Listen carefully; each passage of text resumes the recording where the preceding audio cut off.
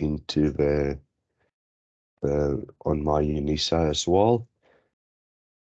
Okay, guys, so we now know that you guys are writing basically next week this time, or next week on Tuesday, the 1610, guys. The 1510 is writing a week later.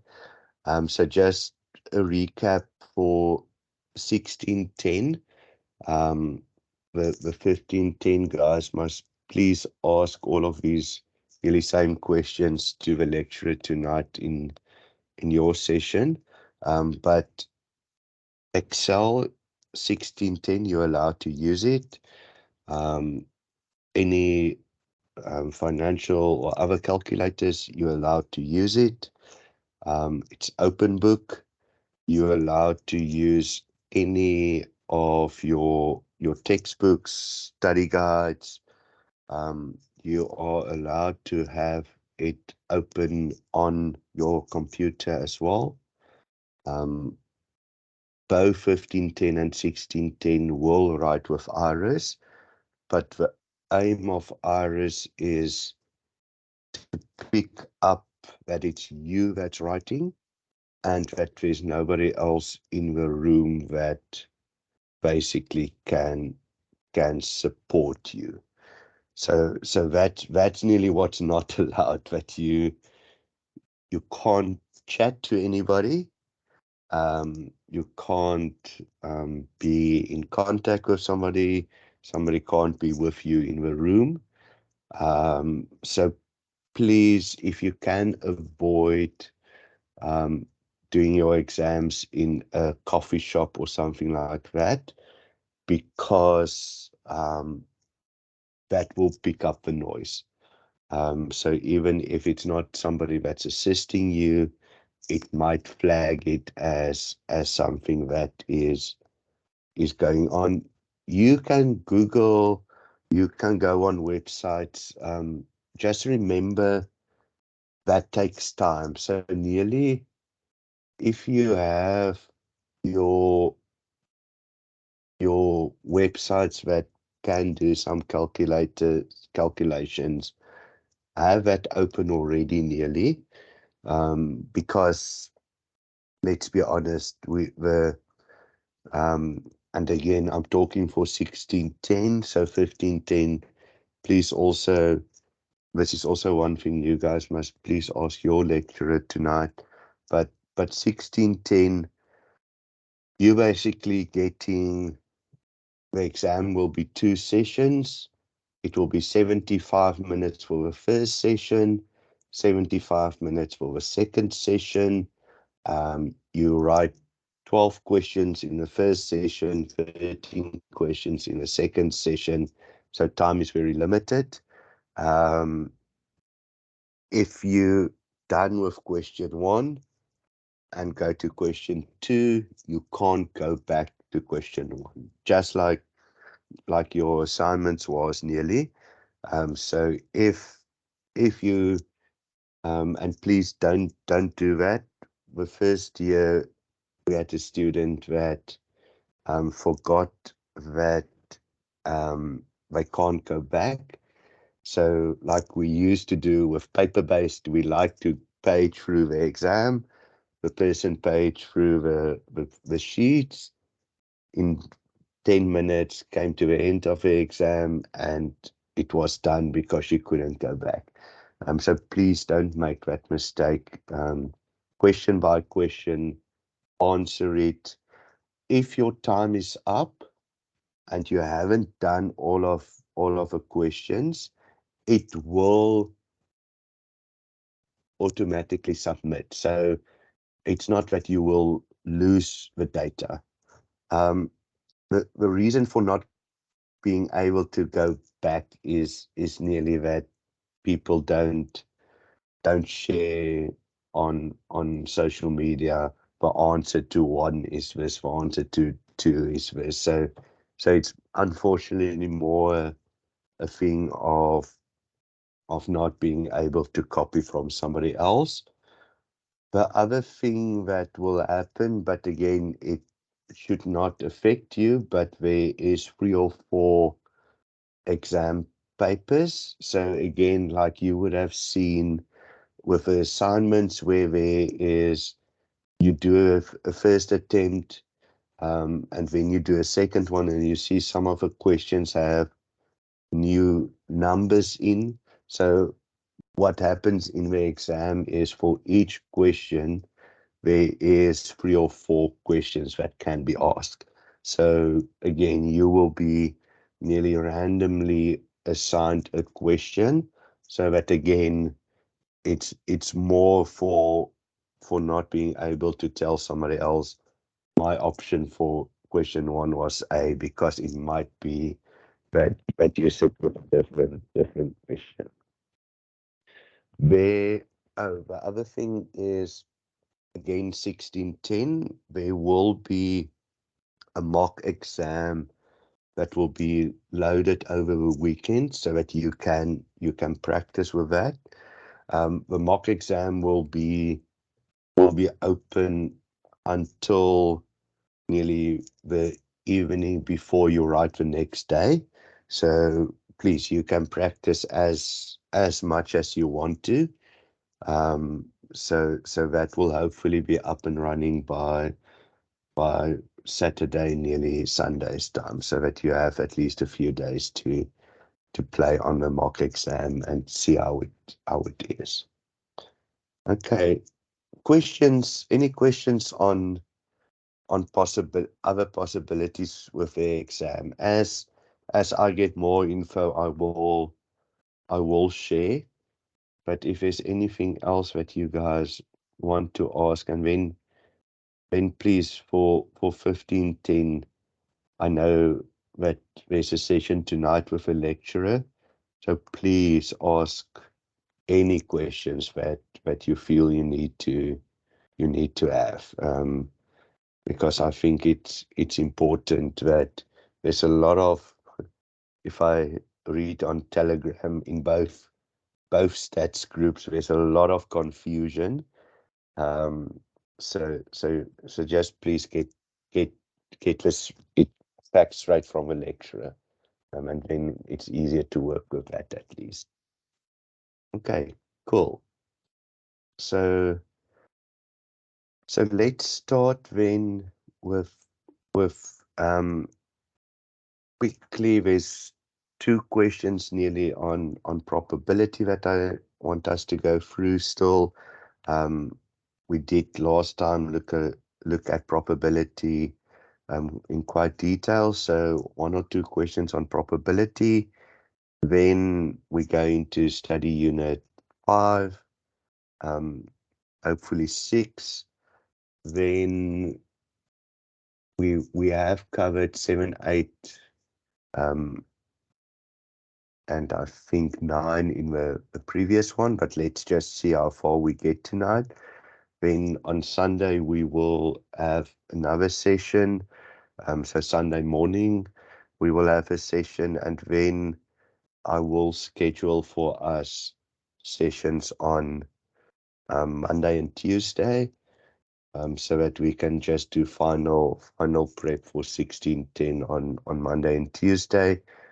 Wednesday probably not, so that it just sinks in what you need to do so that you can write on Thursday. And then for the 1510, we'll do nearly that repeat as well, that for you guys, because you're writing just a week later. We will also do next week, Sunday, Monday, and Tuesday, just to sort out you guys as well for 1510 and prep you as well. And then at least we also know what the lecturer said you are allowed to do and not do. Okay, cool. So in the last 2 that I wanted to show from probability is, and what I'll do after the session on Sunday, I will share the rest of, well, maybe even share it before Sunday. You can see there's a huge pack of questions, so I will share this. I just want to clean it up a bit for you guys. And then I will share the rest of the pack with you as well, that you can look at all these examples, and who knows, maybe one or two of them are actually in the exam as well. Okay, so probability.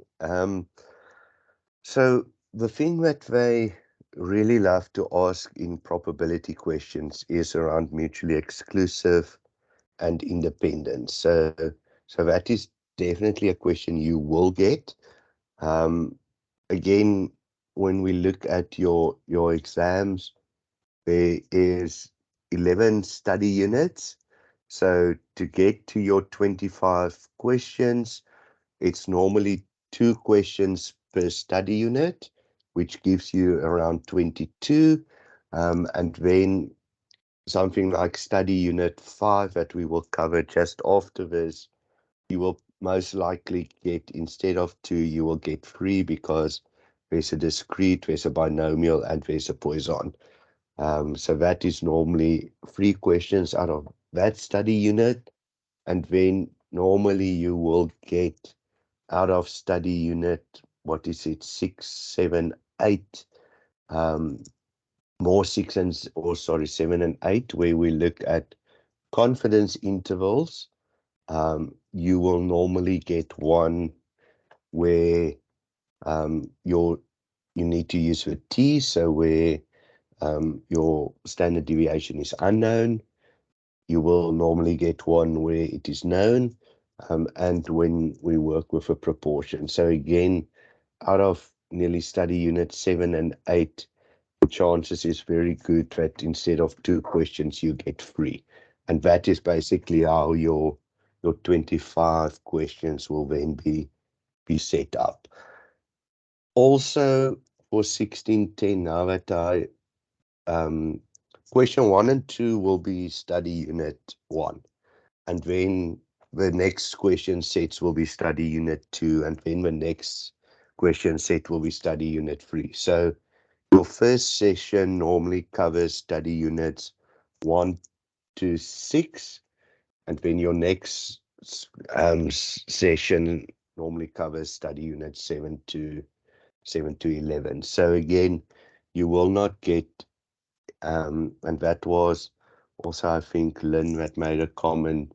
So your study unit 1 to 5 is normally the easier questions, and your second session is normally the more difficult questions.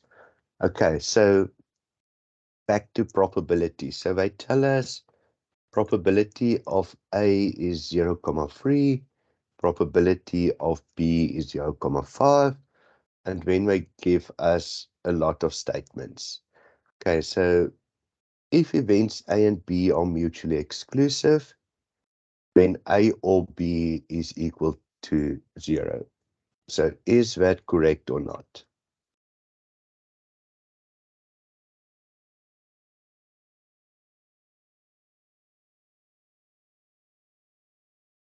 Now you need to think a bit back what mutually exclusive means. Okay, so I'm catching you out now. So if it was A and B,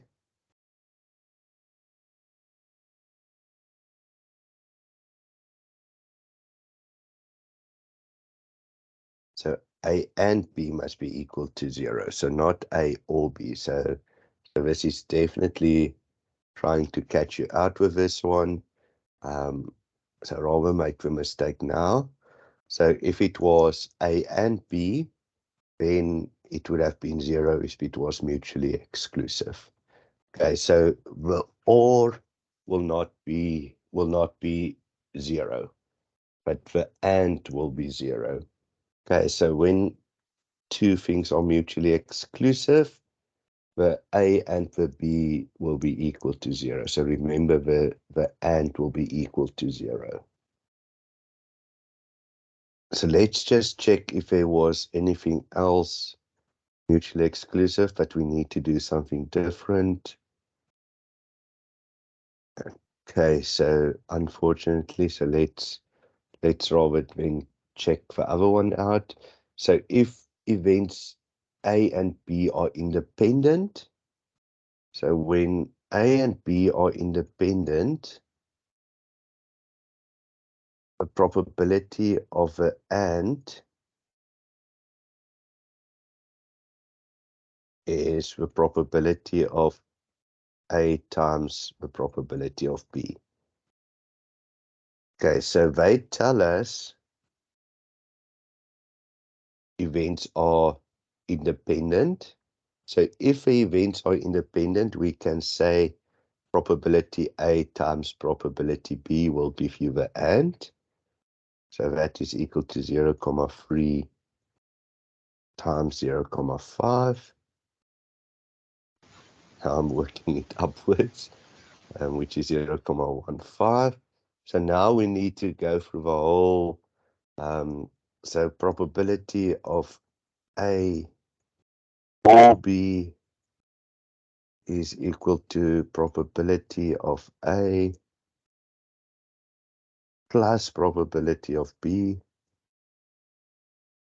minus the probability of the AND.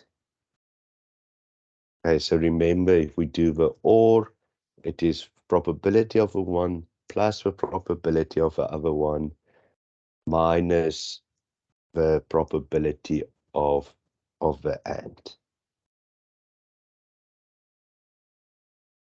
So that is 0.3 plus 0.5. I just now swapped it around, minus 0,15, which is equal to 0,65 and not 95. So that one is also incorrect. If you set probability of A plus probability of B plus probability of A and B, then you would have gotten the 0,95.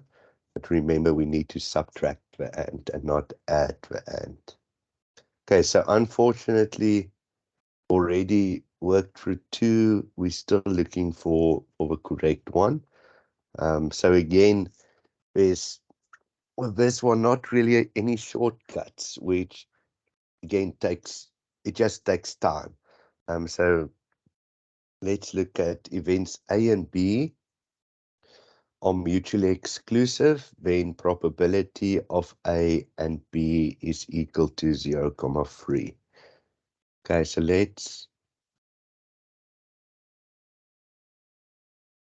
so probability of A given B, so how I always remember it is when it's probability of A and B divided by probability of B. Okay, so how I always remember it is if I've got the given, then it is basically the A and the B divided by the probability of the last one, which is the B. Okay, so when two things are mutually exclusive, the A and B must be equal to 0. So when that is equal to 0, doesn't matter what we are dividing it by, your answer is 0. So if events A and B are mutually exclusive, then probability of A given B should be 0 and not 0,3. So again, unfortunately, not correct. Sure. Okay, if events are independent, so again, we use that formula, then it is probability of A and B that we have calculated, so it is 0.15 divided by probability of B, that is 0.5. Are we now actually getting the right answer or not yet? So finally, 0.3. Okay, so option 4 was the correct one. So if A and B are independent, then we can say the AND is probability of A times B, which we have calculated previously, which is 0.15. We will divide it by the probability of B, which is 0.5, and that answer is equal to 0.3. So again, not really easy to look at these and nearly make it simpler or quicker. So unfortunately, needed to take a few ones to get to option 4. Let's just look at option B, option 5. So if A and B is equal to 0.2, then A or B is equal to 1. So again, we would have said probability of A plus probability of B minus probability of the AND, which would have given us 0.6. So, which again then was not correct, the answer, because it should have been 0.6 and not 1. So at least, so would have been much more luckier if we started from the bottom. But again, who knows where the correct one will be in a question like this. So yeah, so not difficult, but really time consuming. And that is nearly what puts the pressure on you guys when you know time is limited, and then you make the mistakes of looking at the mutually exclusive, and then suddenly you say the A and B, or the A or B is equal to 0, because it just because you are under so much pressure for timing and things like that. Okay, let's do one more on probability, and then we can go into some of the discrete probabilities, Poisson and binomials. So here again, something a bit different. So they give you the probability of A, then they give you the probability of the opposite of B or not B, or so that you can also work out what the probability of B is. So if, and what is this called again? I'm now a blank on what this is called, but basically probability of B is 1 minus that complement. Thank you very much. 1 minus the complement. So we have 1 minus 0.5. So probability of B is also 0.5. So at least with a complement, we know then if we need to work out what the probability of B is, it is 1 minus the complement. Okay, and actually the first one, we wanted to work that out, so that is correct. Unfortunately, we're looking for the incorrect one. Let's look at mutually exclusive and independence, because we know what A is, we know what B is. So probability of A times probability of B is 0.4 times 0.5. So that is equal to 0.2. So it is not equal to 0. So events A and B are not mutually exclusive is correct, because it is not equal to 0. Events A and B are independent. So if we look at A and B here, it should have been 0.2 and not 0.1. So it is actually not independent, unless I made a mistake, but 0.5 times 0.4 is 0.2. So it's definitely not independent. So at least going for the mutually exclusive and the independent one was a bit quicker this time around, but let's just check the other two as well. So probability A given B, so that is probability of A and B, which is 0.1, divided by probability of B, which is 0.5. So that will be equal to 0.2. So that one is correct. And then probability A or B,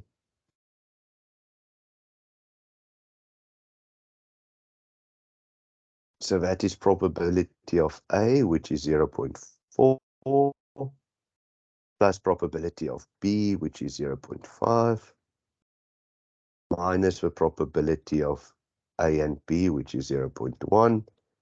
It's 0.5 plus that is 0.9 minus that is 0.8. So that also was correct. So again, if we have worked from the top, we would have only gotten to that last one by working through everything. And again, there's not really a magic answer to where do you start. I normally like to start with a mutually exclusive and the independent one, because that normally is easier to calculate, because they normally give you the and. So then to multiply two things out to see if it is true or not is sometimes easier. But yeah, again, if you started at the top, you only got into the last one that is incorrect. So again, it's more about time than being that difficult. And I think that again is why it's also important when the mock exam is open, to nearly see how that is, and when you are truly under the time pressure. So then you can easily see what the time pressure can do to you, and how you need to manage that.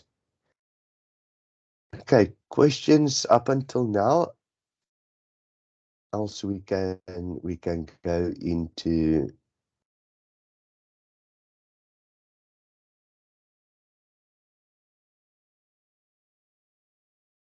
the next study unit.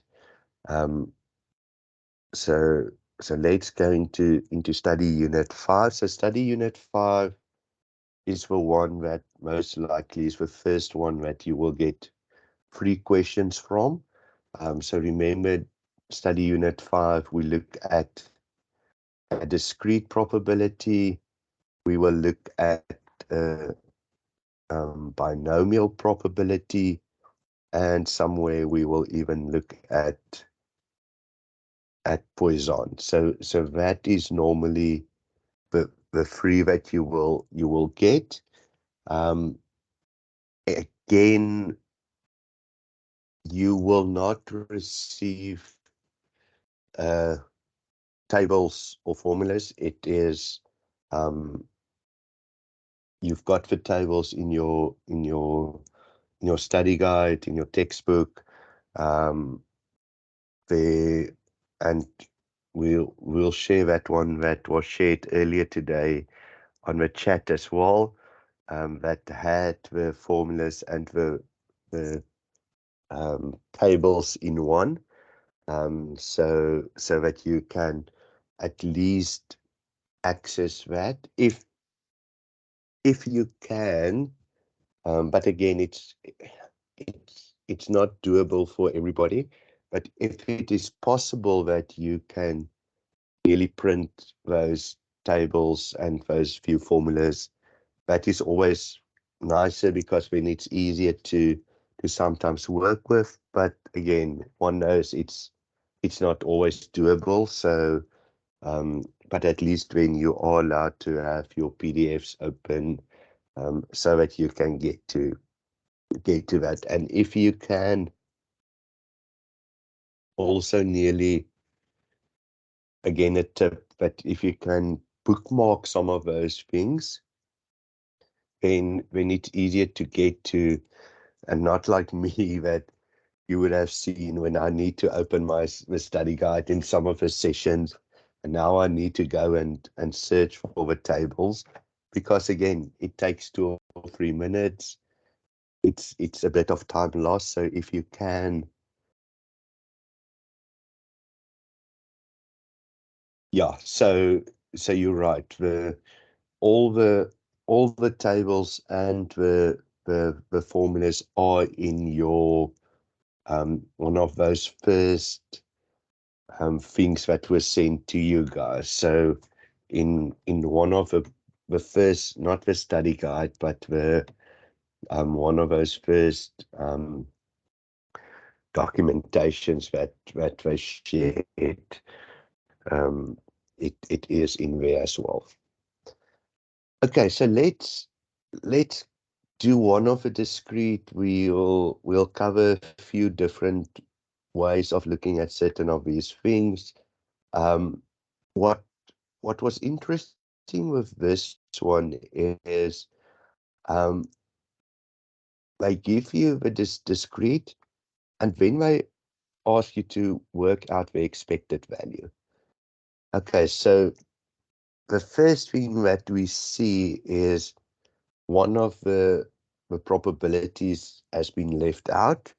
So we first need to complete that probability, and then we can work with the rest of the formula nearly to get there. So the first thing that nearly and it could have been asked in a definition question as well, but all your probabilities always need to add to 1. So this one that's missing, if we add everything together, subtract it from 1, we will get the number that are missing. So the probability that is missing is 0.19. Again, we look at that, and please, we need to work out expected value, but again, very easy to make the mistake in the exam to say, cool, 0.19, 0.19, I got it. But that's not what we need to work out. We need to work out the expected value. Okay, so expected value basically is then going to say we need to,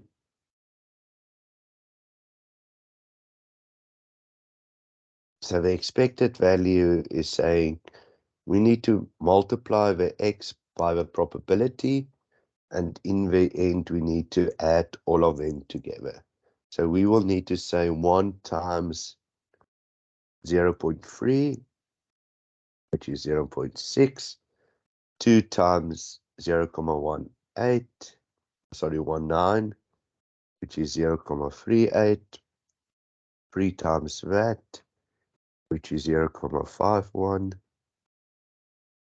4 times that, so it is 0, what is it, 68, and then 5 times that is 0.85, and we need to add all of them together to get to your answer. So it is 0.6 plus 0.38 plus 0.51 plus 0.68 plus 0.85, which will give us, okay, I've made a mistake somewhere.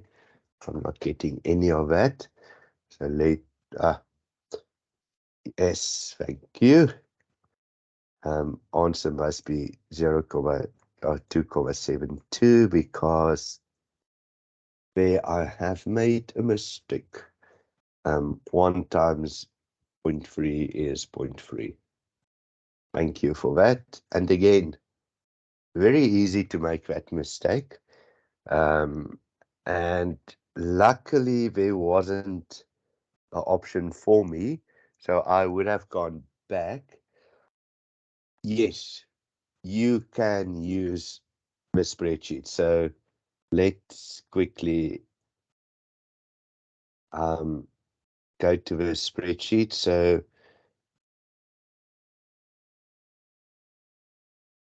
let me quickly see if I can access the spreadsheet easily. So that,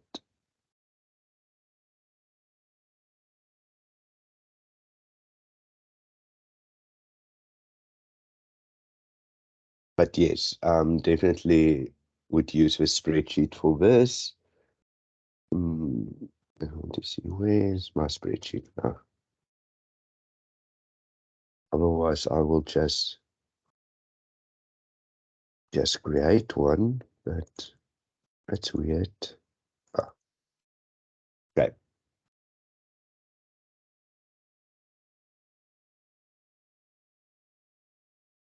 Let's go and let's quickly see discrete. So could have definitely used the spreadsheet. So let's look at what I wanted to fill in. It was 1, 2, 3, 4, 5. The probabilities was 0.3, 0.19, 0.17, 0.17, 0.17. That was 0.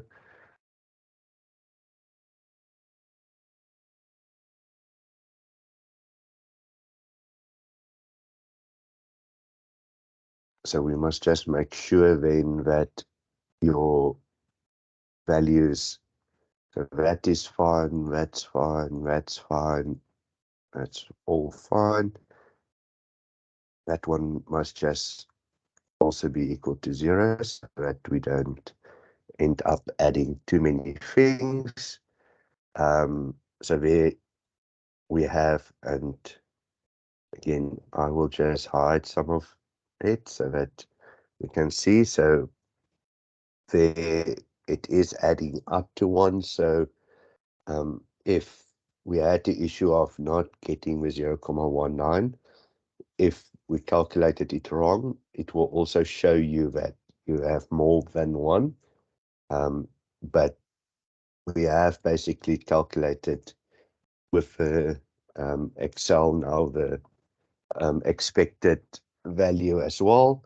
And then if you needed to know what the variance is, it's also being calculated as well as the standard deviation. Okay, so yes, by all means, Patrick, use Excel as well. I just, for some of these, I just want to show both, so that the guys that don't use Excel or calculator can also see some of it is not that difficult. But saying that, I don't want to do this working out the variance, because now it becomes very difficult, or not difficult, but time consuming, because now if I needed to go and work out the variance, we might even, okay, not, but if I needed to work out variance, I now needed to say 0.3 minus 2.72, sorry, not 0.3, it would have been 1.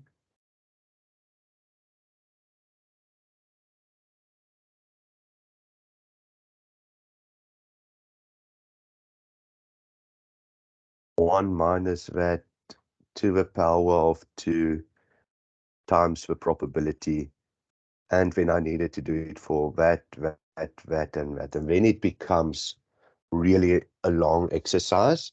So again, if if you can avoid doing things by hand, please do so.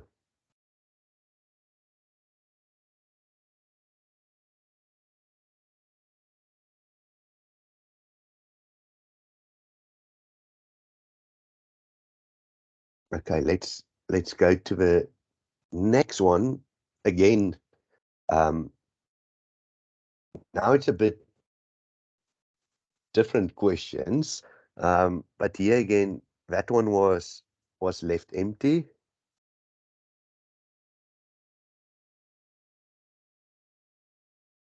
You can have it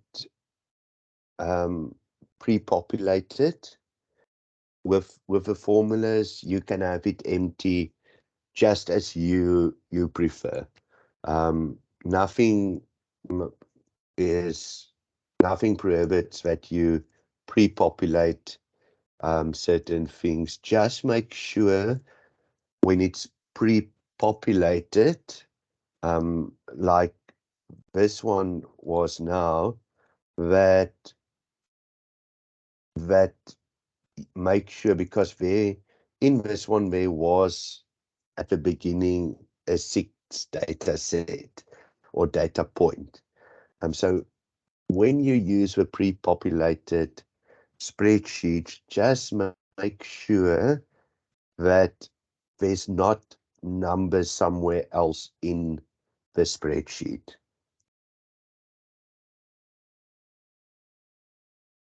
Yes, yes, Patrick. So that's why you can use this. That's why I'll again share it after the session. But I think the most important thing is, if you now suddenly have 4 data points, you need to remember, so say this one was 0.3 and that one was 0.15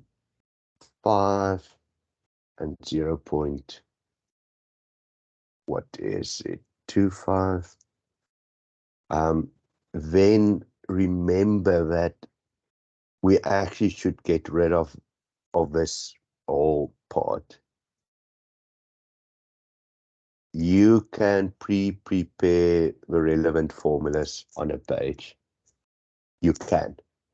That and that is why some of you have calculators that actually have things built in already. You can prepare your Excel as you like.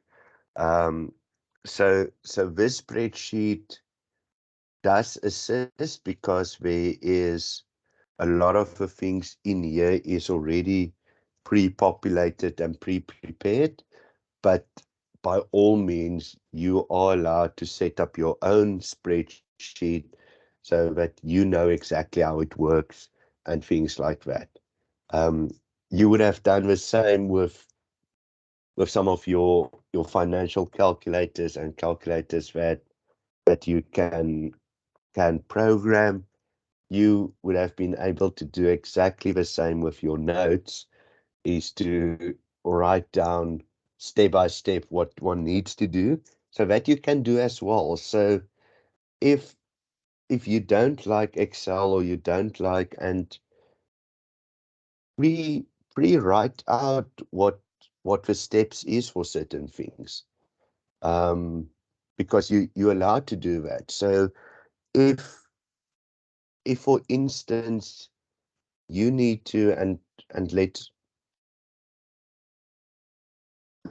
think about, if you need to put down, if in study unit 6 and 7, when we do this, and depending on if we're in 6 or 7, if you need to write this down, you can nearly already say to yourself, okay, but that is standard error.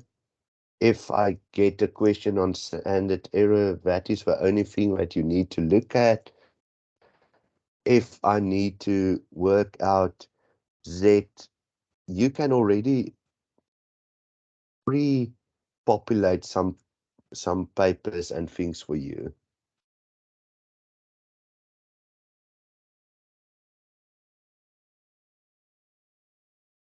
Yeah, exactly. So that is so you can and that is actually quite and that's why I want to share some of these um all of this nearly before you write exam as well, so that even if you go through these examples, there might be one or two of this that is used exactly the same. Um, because let's be honest, there can just be as you can just use as many questions on certain things. So yeah, so the more things you want yourself to prep, do it. The only thing that you will probably will be an issue, so you won't be allowed to stream my videos while you're writing because it will pick up the sound, it will pick up, so then it will be seen as somebody is assisting you. The same with other YouTube videos and those kind of things. Obviously, it will, yes, so the ones that we don't go through, I'll give some tips or even I might, as you have seen, some of these I actually have written answers, so I might even keep that in and share it like that. Oh, that is a very good question. I don't know if, okay, so no headphones allowed. That I didn't realize. Okay, so that again shows you that so that you don't have Bluetooth that's connected to something else and you listen to somebody else maybe speaking to you. Okay, so that also makes sense. I didn't even realize about the headphones. So again, that's important so that remember then that also when you do the mock exam, do it as you would have done with your exam. Um, so no headphones, because then you need to know where to, and again, now I'm thinking if it was me, I would now needed to make sure beforehand that I know the settings of my computer so that it can pick up sound and those kind of things. Because again, if certain things are muted, Iris won't be able to pick up. So just make very sure about certain of those things about headphones and the sound and what needs to be on and when you need to test the sound and those kind of things. See, if you're hearing impaired, you would have needed to pre-register and then it would be fine.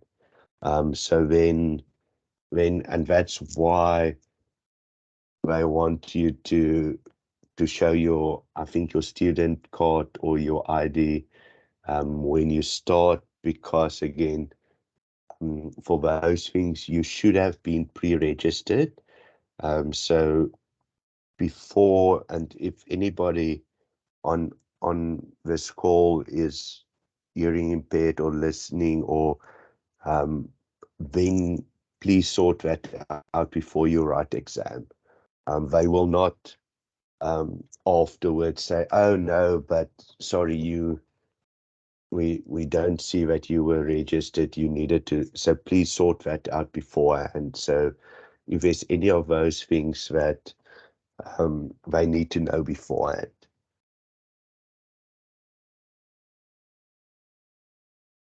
Okay, cool. So let's go on with the question. So again, a bit not as clear every time, but that number is again not given. So we need to basically add everything together, subtract one or subtract it from one to get that missing value. So it is 0.009 plus 0.376 plus 0.167 plus 0.061 plus 0.016. Sure, okay, that feels so small. 0.629. So then that percentage is 0.371. Please just check for me if that is correct. We will, in any case, find out very soon when we look at these options. Okay, so first one, probability of y equal to 2 equal to 0. So that probability, obviously, that is not 0. So it's that 8. Okay, this is a weird one. So that one is definitely not 0. So that is the incorrect one. Okay, let's just okay, go through the others as well. So what's the probability of y smaller or equal to 5? Bigger and equal to 0. Okay, so it will be all of them added together, which will be 1. So it's from 5 to below and from 0 and up. So it basically includes everything. So that will be equal to 1. What's the probability that y is bigger than 1? Okay, bigger than 1.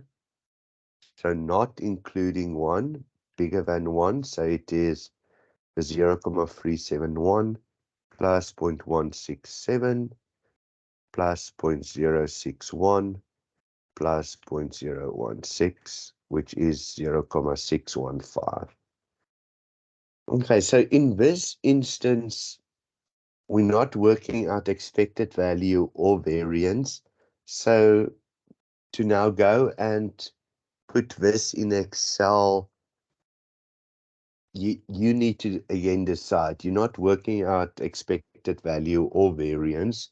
So if it will be more time consuming now for you to set up a table in Excel and you're only going to work out probabilities, you need to decide if you can do it quicker than looking at just the probabilities and answering it.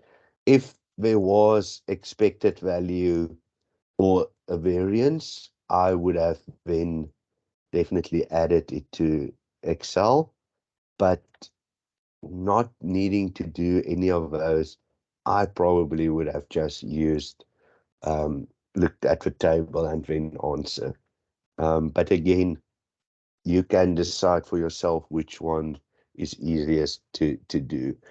Okay, let's just look at the last two. So y smaller or equal to 2, smaller or equal to 2. So it is the 0.371 plus 0.376 plus 0.009, which does give us the 0.756. And then the last one is probability smaller than 5. Okay, so not including 5, smaller than 5. Bigger than 0, not including 0.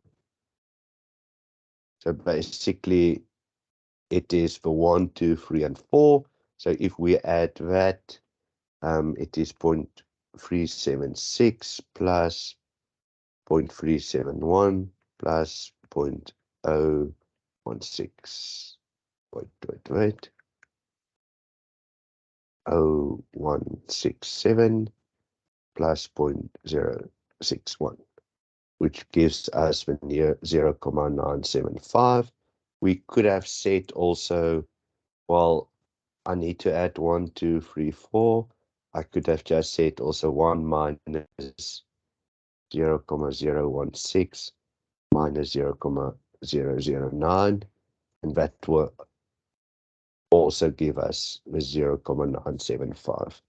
Okay, so again, yes, you could have typed it in Excel, then with a sum function that you scroll across. It might be quicker also to just scroll across and use the sum function within Excel. So, but again, for this one, you guys nearly need to figure it out yourself, which one will be the easiest for you guys to use.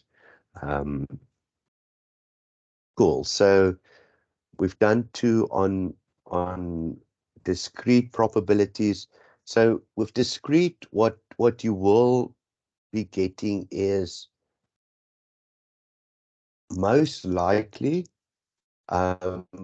around 3 or 4 of the probabilities, and then most likely there's a expected value or a variance that is linked to the question. Probably the most likely one will be, instead of all having probabilities, or you only working out an expected value, the most likely is that you will get a combination of the things. And then hopefully there's an easy one that you need to cancel out to get to the answer, not always need to work out everything.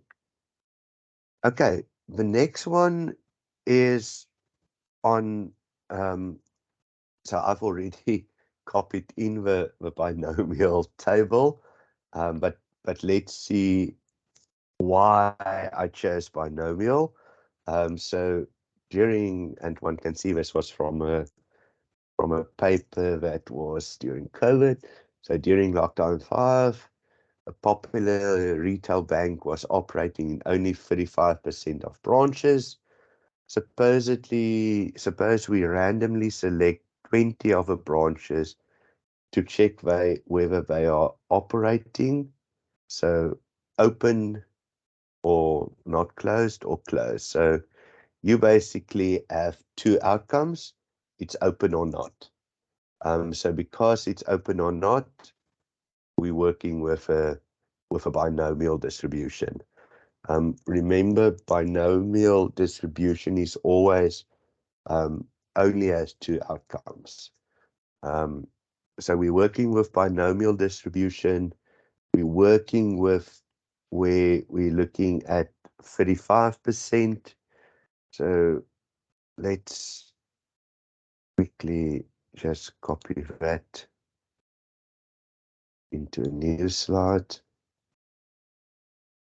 We can make it bigger. Okay, so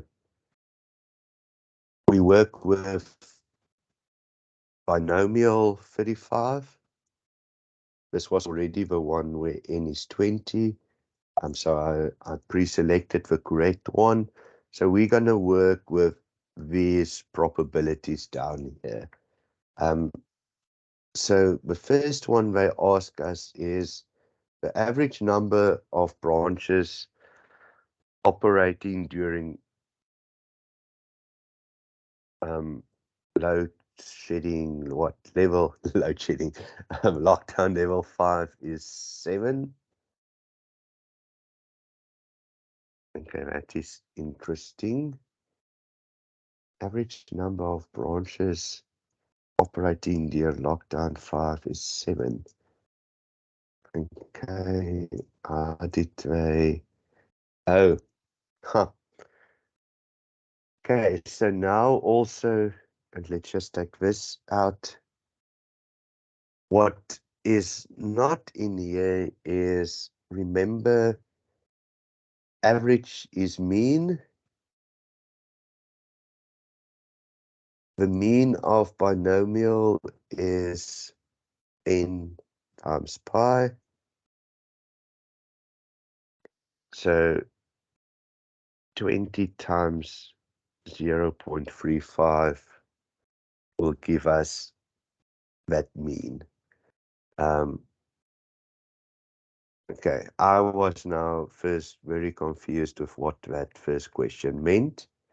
But actually, they're asking us to work out what is the mean. The mean for binomial is n times pi, which is 35% in this case. So 20 times the 0.35 is 7. Okay, so that is correct. We're looking for the incorrect one. So let's look at the other one that is average. So the average number of branches closed during lockdown 5 is 19. Okay, so what would you have said? It's 20 times. What will be your probability that we multiply the 20 with?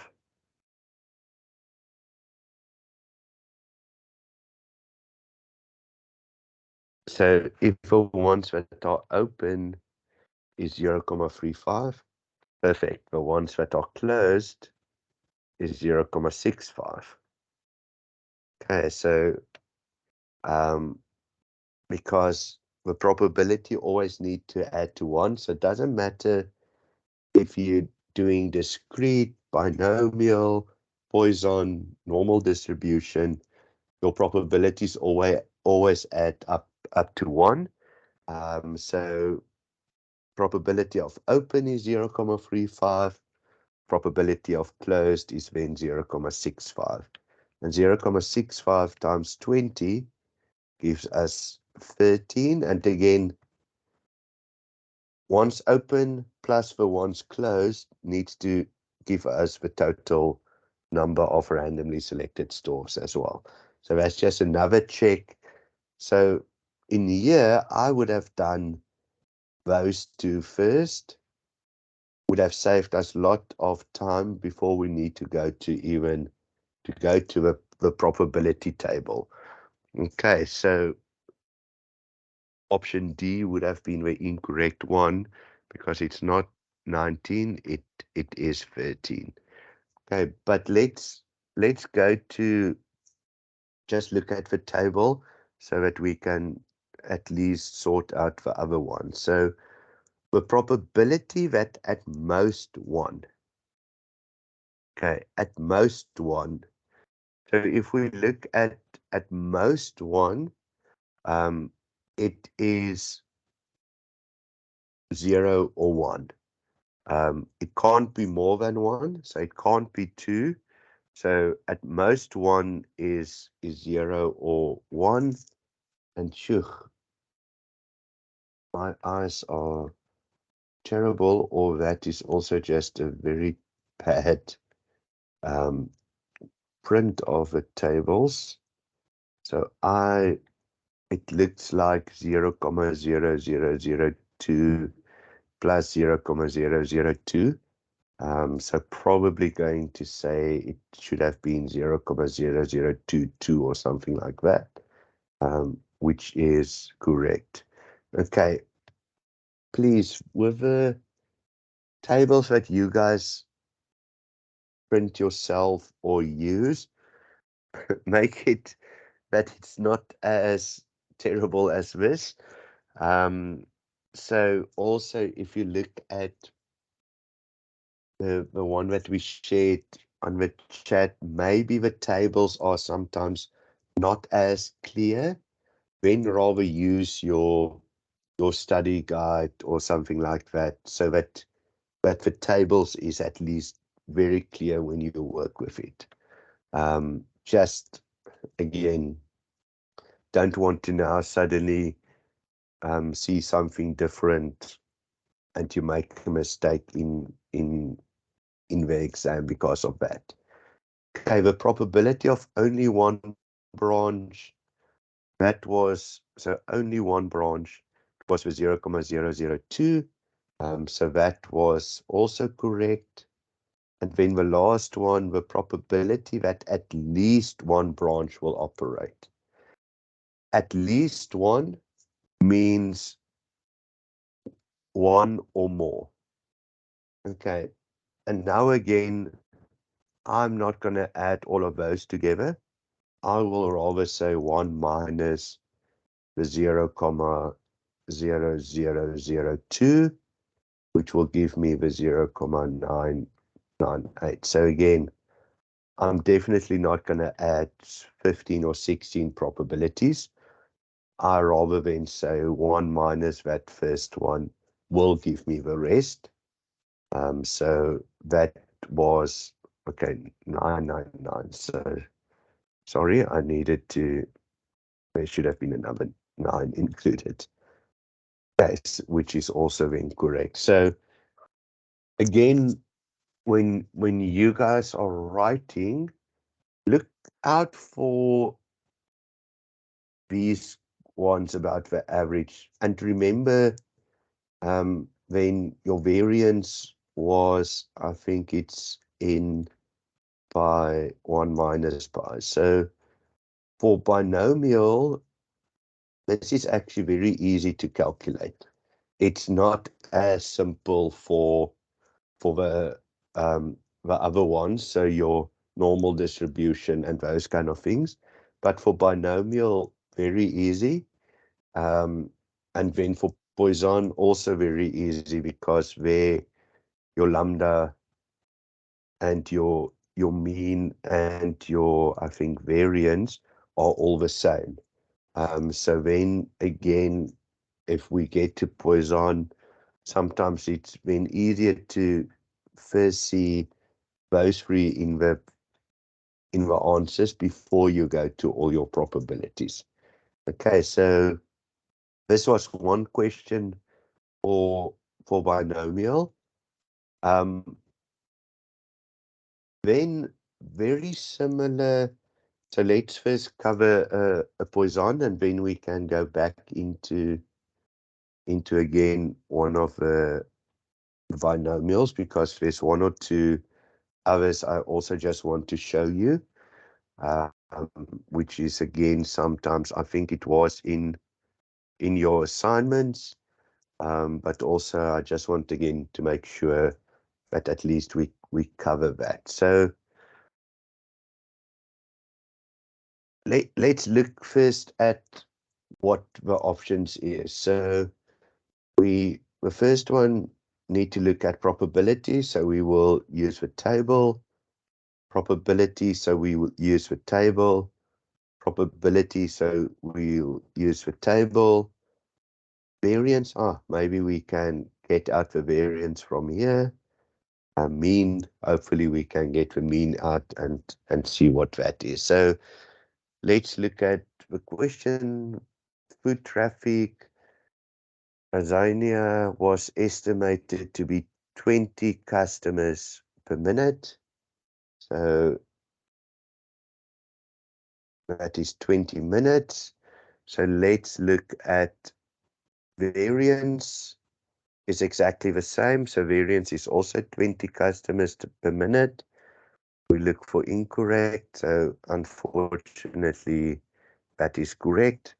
And we know that the mean is also the same. So the mean is also 20 customers per minute. So unfortunately, by looking at the variance and the mean, we couldn't get to a quick answer. But then let's look at looking at the table. So what is the probability that at most 35 customers will enter the mall in any given time? So where lambda is equal to 20, the question was at most 35. So at most 35.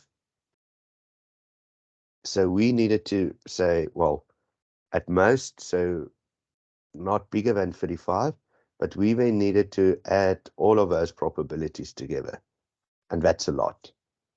So again, I would rather say 1 minus, and then it's 1 minus those four added together, which is 0.002. 0.004, 6, 7, 8. So 1 minus 0.0008. Why does it feel exactly like one of the previous answers? So 0.0 or 0.9992. They tell us it is 0.0015, which is definitely not. So that one is your incorrect one. Okay, so we could have also the probability that 35 customers will enter. So exactly 35 customers, it is 0.0007. So that is correct. The probability that 19, so exactly 19 customers, 0.08 or 888, and it was 0.0888. So I hope that the mean and the variance will be the one that we can tick off. Couldn't, so we needed to go to the table. So again, now you can use Excel, but now you need to nearly on the day be able to program what is in Excel. So you may need to say the lambda was, what was it, 20. So you may need to update it so that it gives you the right information. And then you'll see that, okay, for this one, we only went to X8, but you can actually go up until 35. So again, I would have rather used, even though we have it discrete, binomial, and Poisson in the Excel spreadsheets, I would have gone to the tables and used the table. But again, that's me, because I'm very comfortable in using the tables. It's just, if I don't have a table in front of me, I don't know where my x's would have ended for lambda. So again, so probably the best is to have a table next to you and working with Excel, because then one can do it much easier. But if I didn't have this in front of me, I probably would have ended the x's at 20. I would not have known to go on until 35 or 39 even. So that is just with the Excel, some of the shortfalls in Excel is, especially with chapter 5, is that there is populated things in the spreadsheet, but the chances that it will be exactly the same is very slim. So you will need to adapt discrete, Poisson, and binomial to what is in the question set.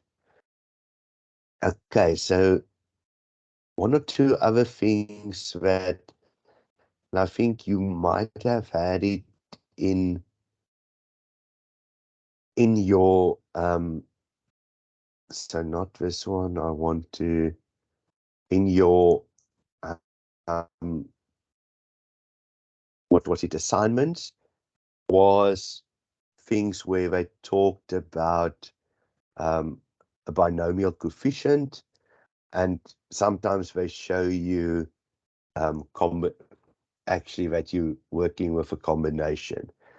So combinations was dealt with in study unit 2 and 3, but they never really ask the questions around combinations in study unit 2 or 3. They bring it back into into where it's more relevant, and that is with study unit 5. Okay, so what is important that we nearly, and I know what I added it in the slides that we did, but I just want to get the combination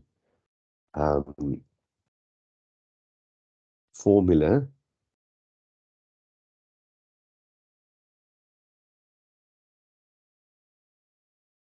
because I, again, don't remember it at all. So what we can do is let's just add it.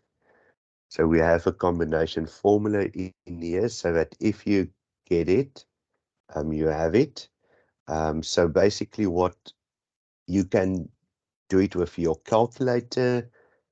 So your calculator has a very nice combination. Most of the calculators will have the NCR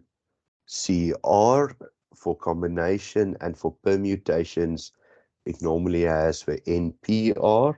So that is definitely on your financial calculators or scientific calculators. It is there. But if we needed to nearly look at it from a point of view of, okay, you don't have it on your calculator, you can't do it on Excel, we have a formula. So basically 6 factorial, and we divide it by 6 minus r, which is 2 factorial times 2 factorial.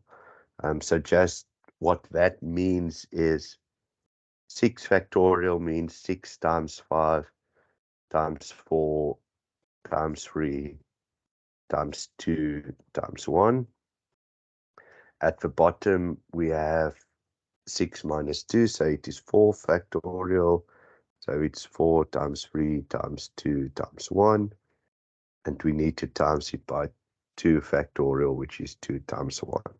Okay, so then what I normally just do is start cancelling out. Got those two.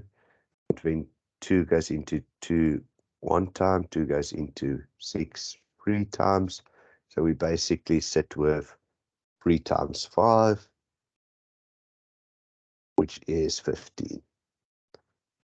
Okay, so there is your answer. Again,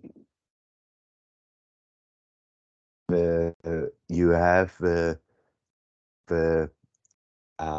on your calculator, you can have it as well. I wonder if there is, I haven't looked at if there is a combination. So let's just quickly see if that,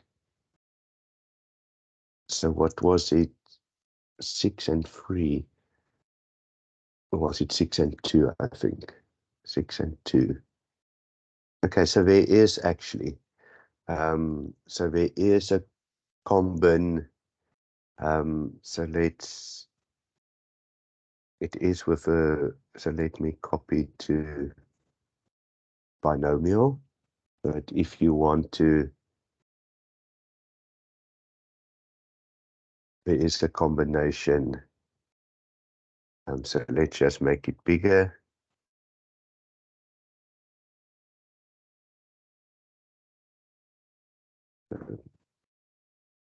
And so we learn.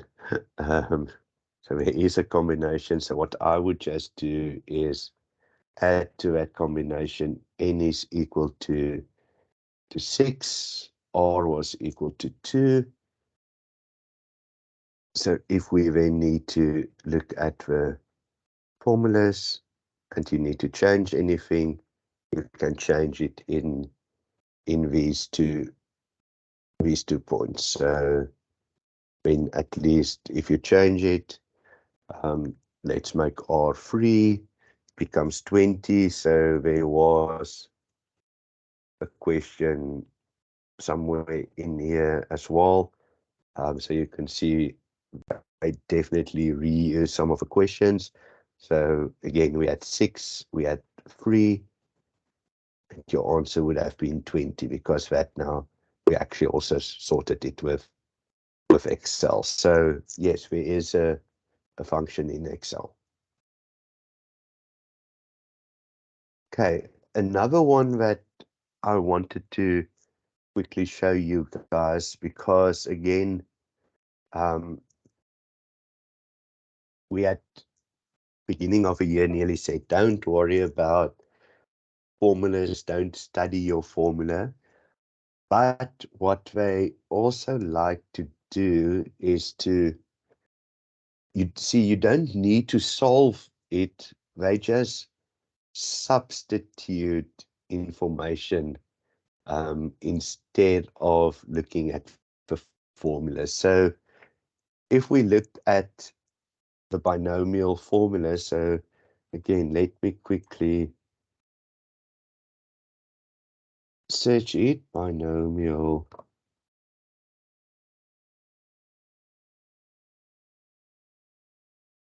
So let's quickly copy that image.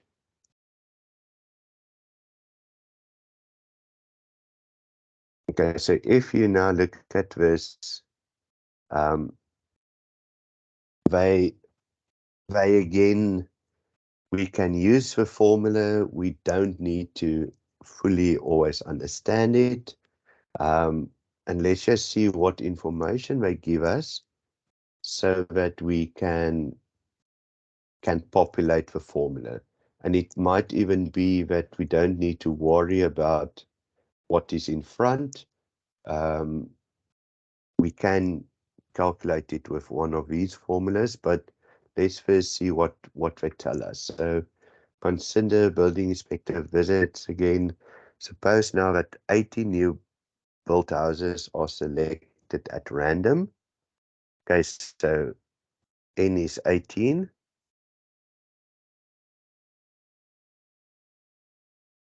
Remember that the inspector knows from past experience that 8 out of every 10 new built houses will comply with municipal regulations.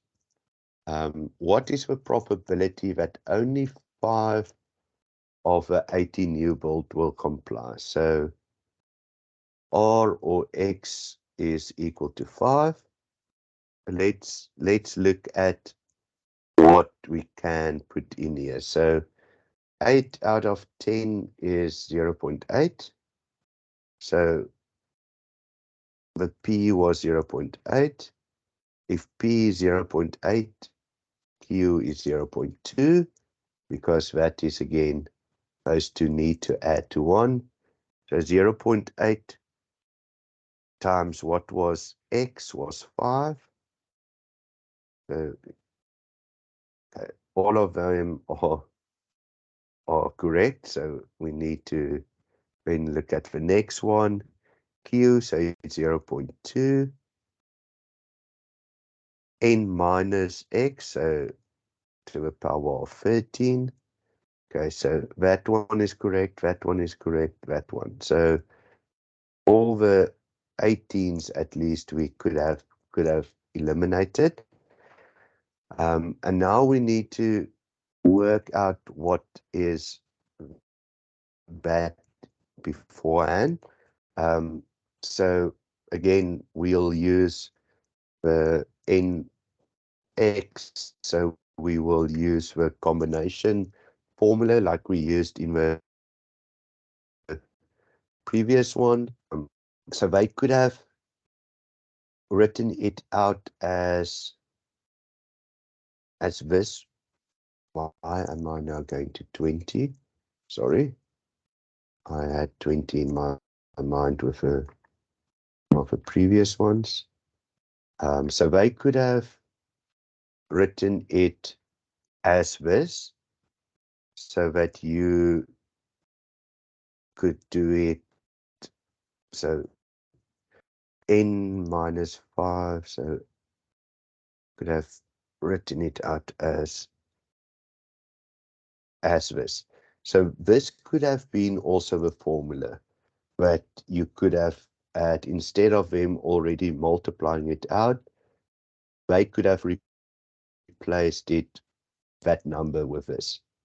Okay, so that is one thing they could have done differently. But let's 18, so we can say, well, 18, and it will go on. So we can do that if you really want to. So from 13 on, at the bottom, we would have had 13 as well. So from 13, that part would cancel out. I'm just making it a bit shorter now. And then we will have a 5, 4, 3, 2, 1. So there we could have said, okay, the 5 and the 3 cancels out the 15. The 4 makes that one a bit smaller, 4, and the 2 makes that one a bit smaller, 7. So one could have done that just by simplifying it a bit. There is, again, the factorial function is also on your calculator. There is also a function now of a combination that you could have used here. So there's a few things that you could have done. But when we say 18 times 17 times 4 times 7, we do get the answer of 8568, which is then that first one. Again, what I would have done is I would have looked at the options. So my tip would have been, okay, so I see 8568, 8568, so I'm between those two, and there was a 6188 and a 6188. So I would have been between those four. So I would have nearly said from the start, okay, they're not duplicating anything, so why would they want to duplicate? Because it's probably one of those.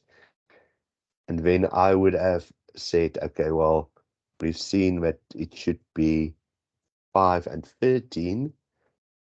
So again, by not going into the calculations, but just by eliminating a few things, I would have been able to say, well, I've got 1 minute left, then I would have guessed between the two. But again, if you now have the time, work it out, you would have seen that option 1 or option A is the correct one. Okay, so very quickly we covered discrete, binomial, Poisson. We looked at if they use the binomial formula. Next time we will quickly look at one with a Poisson formula as well. Then we will go into normal distributions and all those kind of things. But next session will be on Sunday. There will be an emailer going out from UNISA, but I will also share the link. Unfortunately, it's going to be early in the morning, so around 10 o'clock in the morning, so that you guys, I think it's 10 o'clock, so that you guys just have more time during the day as well, that we don't wait until late in the evening. But I will share those links and timings. Okay, great everyone. Good luck with the prep work. We still are gonna have a few sessions. Also, when you now start preparing and seeing a question that you're struggling with, put it on the WhatsApp group. Even if there was questions that you worked through in some of your assignments and maybe took a picture of it, and that's 1510 or 1610. Put it on the WhatsApp group. I'll grab it from there. I'll put it on as part of the slides, and we can just work with it. Yes, so something with Edge, and so let me keep on recording. The 1510 guys that needs to drop off to go to the session, please do ask all the questions that's needed. I'm quickly will just show some of the Edge stuff. So the one thing I like about Edge is there's this thing in here that you can split screens. So yes, I know to open multiple screens you can do with all other browsers as well. But what is nice is you can have a split screen.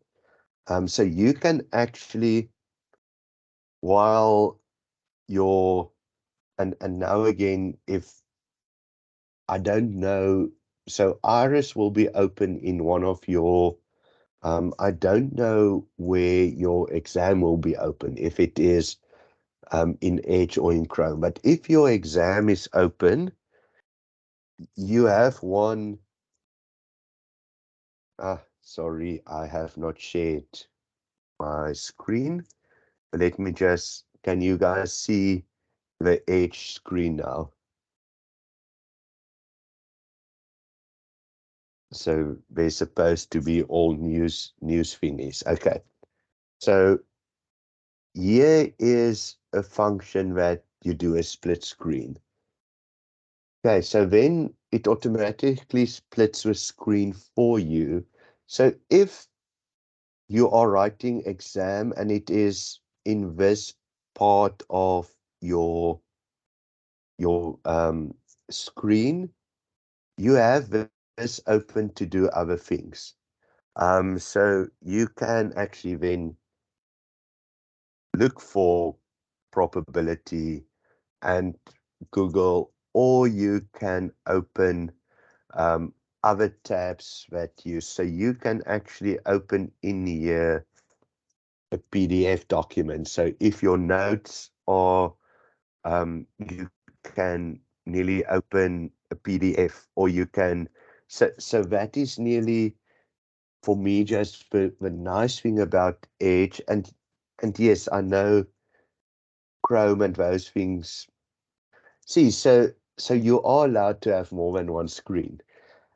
And that is why, again, to the 1510 guys, that's so important, is so Iris picks up all of these things, but it's not illegal. So the 1610 is set up that you are allowed to open Excel.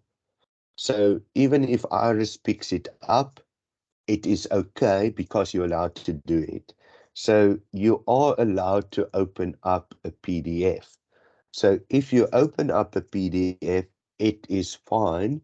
And that is why um, nearly for the 1510 guys that listen or are still on the call, ask those things for the lecturer of 1510, because I have spoken to the lecturer of 1610, and we are allowed to do those kind of things.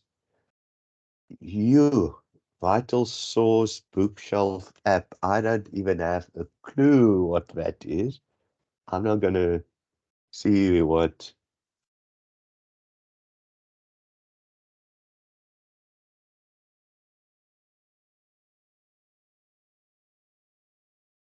Let's quickly see what that is. See, that's also fine. So you are allowed to use ebooks because, again, some of you would have bought the ebook and some would have bought the. So yeah, okay. So if you have access to it, again, you're allowed to do it, because again, it's open book, so it's not a problem. The only thing you're just not allowed to do is open a WhatsApp chat in your in your windows or anything like that, because that will be flagged. So it will automatically, so please, not even if you in a program that can chat or anything like that, it will automatically flag that. So no messaging apps, no, um, and even if one does the split screen, and it will automatically pick it up. So that is just that you will automatically nearly be failed. So don't do any of those things. But ebooks, things that you use to study notes. So if you have different notes for things, and different apps where you store the notes, that's all fine. So yeah. I'll share all the presentation and slides again. There's some, and just, there might even be guys that are joining only now on the sessions, also maybe listening to it only now. So if you're not part of a WhatsApp group, send me a WhatsApp on 083-790-8387. I will add you to a WhatsApp group. Let me also just, I'm actually going to add the WhatsApp, the link to the chat in this now as well for you guys. So anybody that is not yet on our WhatsApp group, just please join.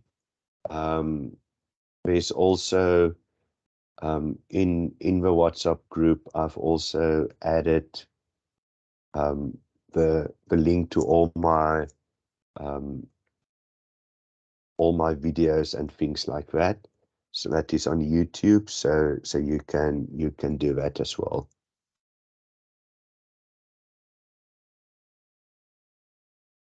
Again, so what I would do is, like Patrick, like you said, um, mirror or something like that, but test it in also when you do your the exam prep session. And the exam prep session you will be able to do a few times, so it's not just a once off, it will be open for you for a period. So nearly test those things that I don't want to say it's borderline, but that we have questions about. So because again, if I look at my small computer screen versus my second screen, so I would want to mirror my screen so that I can actually see something, because my laptop is just way too small. So again, just nearly test that, because some of you guys want to maybe use the TV screen that might be bigger, and if you have a connection or things like that, you can always mirror that. So again, think of things that you want to do nearly, and see if it is possible. Okay, cool, everyone. Have a good evening.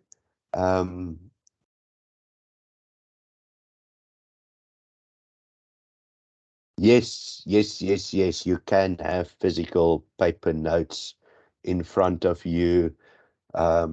You can have as many papers, because again, I think the important thing is, for people that want to make notes and write, you are absolutely allowed to do that. So you can have as many stacks of papers with you, with notes, with the formulas, with the tables. You can have more than one textbook. So you can have as much as physical paper as you want. Exactly. Just please don't hide a cell phone owner under some of those. um, because again, it might be that, and again, the WhatsApp group, I normally will close as well. So 15 minutes before the paper is online, I will close the WhatsApp group that nobody can chat on it. If you are struggling, you can send me a WhatsApp. So if you can't, and trust me, for some of the guys that have done this before, and Unisa, technical issues a lot. So if something that morning is going wrong, you let me know on a WhatsApp so that because I am in contact with the lecturer.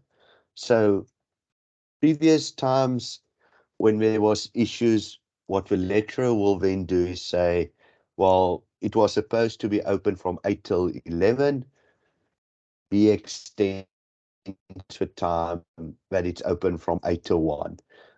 So please, if those things, you can contact me directly. That morning, I am not going to be at another place, so I will watch those things, because it it is as maybe as simple as something needs to change. You trust me, in that first 15 minutes, when you're looking for where the exam paper is and those kind of things. So no worries at all. Also, if while you're writing, and you don't need, while you're writing, send me anything, but after you've written session 1 and you feel like there was a question, like we saw in assignment 4 or 5, that you feel there's, oh, but this doesn't make sense. I'm not happy. I thought it's a Z, but nothing with the answers was giving me.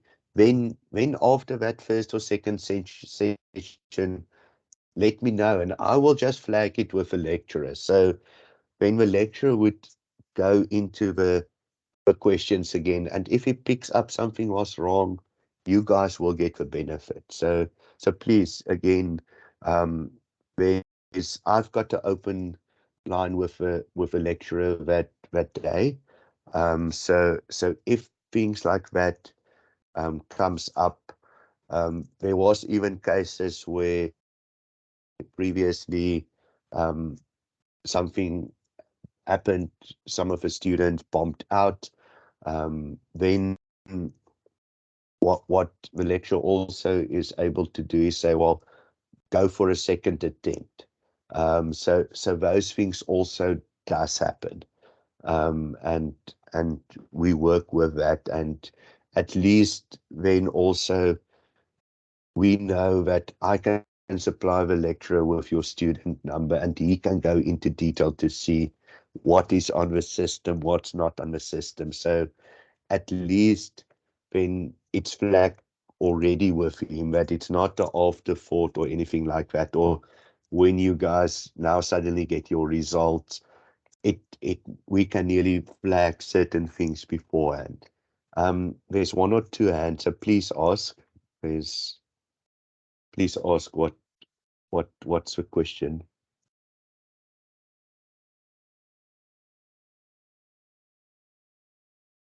And you can even type in the chat as well if you have a question. But I do see a hand. Is it no Monday? No Monday, I think it's your hand that's up. So please ask a question if you have a question.